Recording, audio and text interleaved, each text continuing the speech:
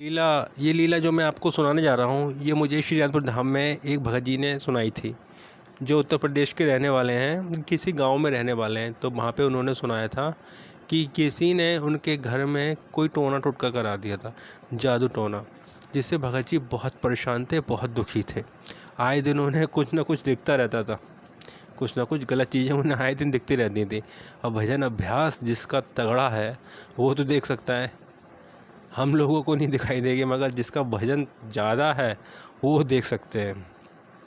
किसी गंदी शक्ति को किसी तांत्रिक ने करवा दिया था घर में, लेकिन भगत जी जो सदगुरु के हवाले हैं, उनका तो क्या हो सकता है, कुछ नहीं हो सकता है।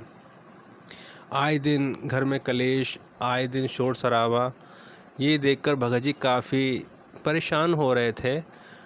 अब जिसके ऊपर ये हुआ था उसे कुटिया ले जाने के लिए वो लोग आए, तो वो गाड़ी में नहीं बैठ रहे, बहुत हाथ पैर पटके, ये पटके वो पटके, जिस तरह भगत जी ने गाड़ी में हाथ पैर बांध के वो कुटिया तक ले आए उसको। अब कुटिया करीब वहाँ से 10-15 किलोमीटर दूर रह गई थी। अब वहाँ से वो हड़बड़ाने लगी एकदम, हू ऐसे करके। जब साक्षात परब्रह्म के पास कोई जा रहा है तो कोई बुरी शक्ति तो नहीं टिक सकती वहाँ तक।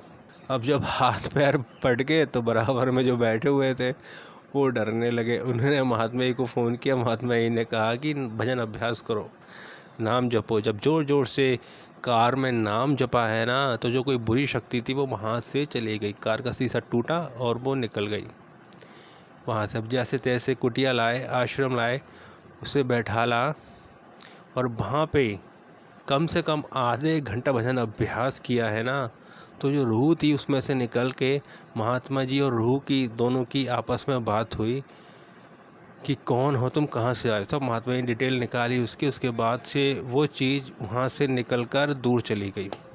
तो ऐसी रहमत है श्री दरबार की।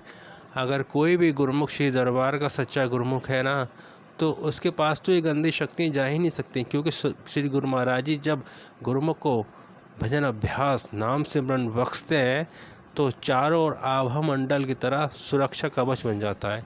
वो कहीं भी चले जाए उसको बाल बाका नहीं हो सकता।